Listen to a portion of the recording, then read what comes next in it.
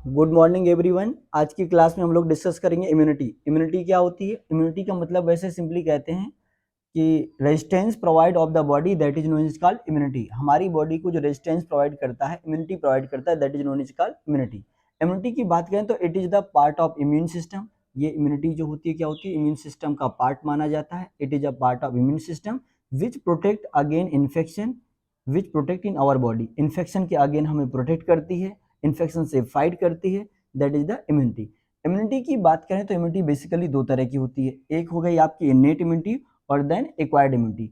Innate immunity की बात करें तो यह जो इम्यूनिटी होती है बिफोर बर्थ प्राप्त होती है। This immunity obtain before birth. Before birth वह इम्यूनिटी जो जन्म से पहले अचीव होती है, that is the innate immunity. Before birth obtain होती है, that is the innate immunity. और ये इम्यूनिटी जो होती है माँ के द्वारा हमें प्राप्त होती है। जन्म से पहले माँ के द्वारा जो इम्यूनिटी प्राप्त होती है, that is the innate immunity.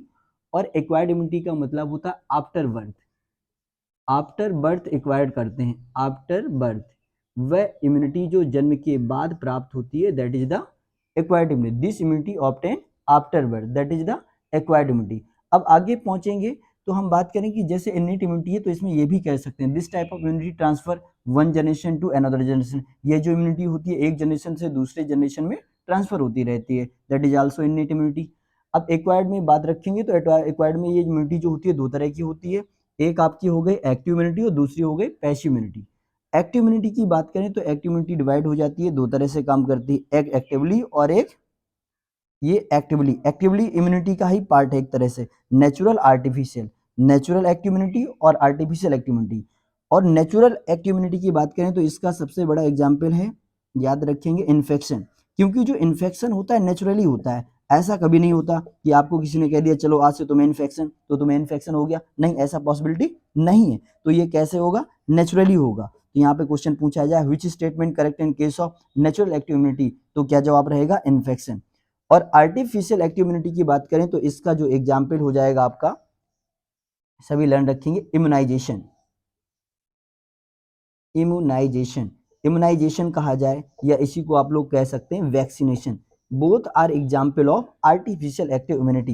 Immunization कह दीजिए या वैक्सीनेशन कह दीजिए। देखा था कोविड टाइम पे क्या हो रहा था कि लोगों का इम्यून पावर बहुत वीक हो रहा था, इम्यूनिटी बहुत वीक हो रही थी, तो अपन क्या कर रहे थे? वैक्सीनेशन करवा रहे थे, है ना। वैक्सीनेशन से क्या हो रहा था? हमारा इम्यून पावर डेवलप हो रहा था। तो आप लोग याद रखेंगे आर्टिफिशियल एक्टिव इम्यूनिटी का एग्जाम्पल क्या हो जाएगा? इम्यूनाइजेशन या वैक्सीनेशन। आगे देखेंगे पैसिव इम्यूनिटी। तो पैसिव इम्यूनिटी की बात करें तो नेचुरल पैसिव इम्यूनिटी और artificial passive immunity. Passive immunity में दो पार्ट होंगे, नेचुरल और आर्टिफिशियल। तो नेचुरल की एग्जाम्पल की हम बात करें तो नेचुरल में आप लोग कह सकते हो क्या हो जाएगा? Breast feeding. ये नेचुरल पैसिव इम्यूनिटी का एग्जाम्पल है। क्या हो जाएगा बेटा? Breast feeding. इसका एग्जाम्पल आप लोग लर्न रखेंगे। और आर्टिफिशियल पैसिव इम्यूनिटी की एग्जाम्पल की बात करें तो एंटीबॉडी। आर्टिफिशियल एंटीबॉडी है ना, जब हम किसी की बॉडी में क्या करते हैं? एंटीबॉडी एडमिनिस्टर करते हैं, ऐसा कह सकते हैं आप लोग, एंटीबॉडी एडमिनिस्ट्रेशन। एडमिनिस्ट्रेशन यानी एंटीबॉडी एडमिनिस्टर करना। तो ये रहा इम्यूनिटी। अब कई बार यहाँ पे आप लोग देखते हैं कि एक्टिव इम्यूनिटी, हमने आपको अभी बताया कि एक्टिव इम्यूनिटी का मतलब यहाँ पे सभी लोग लर्न रखेंगे। एक्टिव इम्यूनिटी का मतलब क्या होता है? देखो, एक एक्टिव है और एक पैसिव है। एक्टिव इम्यूनिटी की बात करें तो ध्यान रखेंगे सभी लोग, ये दो तरह से डिवाइड हो जाती है, नेचुरल और आर्टिफिशियल। ठीक है, नेचुरल और आर्टिफिशियल। तो एक्टिव इम्यूनिटी तो सिंपल ऐसे आप लोग लर्न कर सकते हैं, यह इम्यूनिटी जब मिलती है, एक्टिव इम्यूनिटी, यह इम्यूनिटी हमें जब मिलती है जब हमारी बॉडी में कोई बैक्टीरिया वायरस इंटर कर रहा होता है। तो कौन सी इम्यूनिटी मिल जाएगी हमें? एक्टिव इम्यूनिटी मिल जाएगी। याद रखिएगा, यह इम्यूनिटी जब मिलती है जब हमारी बॉडी में क्या होता है? कोई वायरस है, कोई बैक्टीरिया है, इंटर कर रहा होता है, तो हमारा इम्यून सिस्टम अपने आप इम्यूनिटी बना लेता है, that is the active immunity. जब हमारी बॉडी में कोई बैक्टीरिया हो या कोई वायरस हो, इंटर कर रहा होता है, तो उस दौरान हमारी बॉडी में जो इम्यून सिस्टम होता है हमारा, वो अपने आप इम्यूनिटी बिल्डअप कर लेता है, that is the active immunity. अब बात आती है पैसिव इम्यूनिटी की, है ना। तो इसमें देखिए, वैसे एक्टिव पैसिव में हम बात करें तो एक्टिव के ऑलरेडी दो पार्ट हैं, एक नेचुरल एक आर्टिफिशियल। नेचुरल का मतलब इन्फेक्शन, मतलब कोई वायरस है, कोई बैक्टीरिया आपकी बॉडी में एंटर कर रहा है, तो उस दौरान आपका इम्यून सिस्टम क्या करेगा? अपने आप इम्यूनिटी बना लेगा, that is the natural active immunity. Artificial active immunity की बात करें तो जब कोई आपको वैक्सीन दी जाती है और वैक्सीन दिखा इसका एग्जाम्पल, जब आपको कोई वैक्सीन दी जाती है तब आपका इम्यून सिस्टम ऑटोमेटिकली इम्यूनिटी बना लेता है, that is the artificial active immunity. इसका एग्जाम्पल रहेगा आपका वैक्सीन।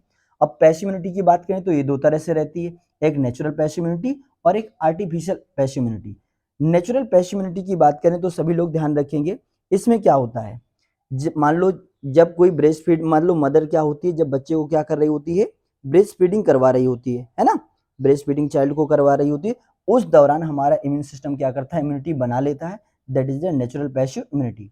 अब artificial passive immunity, artificial passive immunity की बात करें तो जब इस प्रकार की इम्यूनिटी आर्टिफिशियल रूप से दी जाती है, इस प्रकार की इम्यूनिटी जो होती है आर्टिफिशियल रूप से दी जाती है, जैसे आपकी बॉडी में क्या किया गया, ट्रांसफ्यूजन कराया गया, या प्लाज्मा हो गया, या टेटनस सीरम हो गया, आपकी बॉडी में क्या करा गया, टेटनस हो गया या सीरम हो गया, ट्रांसफ्यूजन कराया गया, तो उस दौरान हमारी बॉडी क्या करती है, अपने आप इम्यूनिटी बना लेती है, that is the example of artificial immunity. तो यहाँ से आप लोग लर्न कर पाएंगे, सीख पाएंगे इम्यूनिटी, और हमें लगता है कि इतना आप यदि इम्यूनिटी अच्छे से सीखेंगे तो क्लियर हो जाएगा, ठीक है।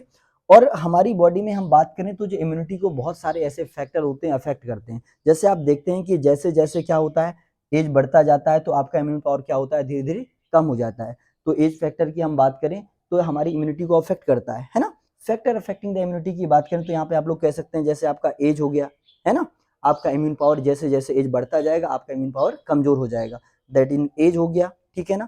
उसके अलावा हम बात करें तो ये कह सकते ड्यू टू लो न्यूट्रिशन, आप अच्छे से न्यूट्रिशन नहीं ले रहे हैं, उस केस में भी आपकी इम्यूनिटी वीक पड़ सकती है ना। सेक्स हो गया, इन्फेक्शन हिस्ट्री हो गया, कोई डिजीज कंडीशन हो गया, यदि आप किसी डिजीज कंडीशन से सफर कर रहे हैं उस दौरान आपकी इम्यूनिटी क्या होती है, वीक पड़ जाती है। अब देखते हैं कि बहुत ऐसे कंडीशन होती है, आपको वायरल हो जाता है, वायरल फीवर हो जाता है, और जब फीवर लंबे समय से आता रहता है तो एक ऐसी कंडीशन आती है कि आपका फीवर जा ही नहीं रहा होता है। रीजन क्या होता है, आपकी बॉडी में वायरस बहुत तरह से अटैक कर रहा होता है, तो उस दौरान आपका जब फीवर नहीं जा रहा है तो सबसे बेटर ये है कि आपको सबसे पहले आपकी अपनी इम्यूनिटी बिल्डअप करनी है, क्योंकि आपकी इम्यूनिटी ही उस वायरस से फाइट कर पाएगी और आप जल्दी ठीक हो पाएंगे। तो ध्यान रखेंगे, आज की क्लास में इम्यूनिटी यहाँ तक रहेगा। Thank you so much.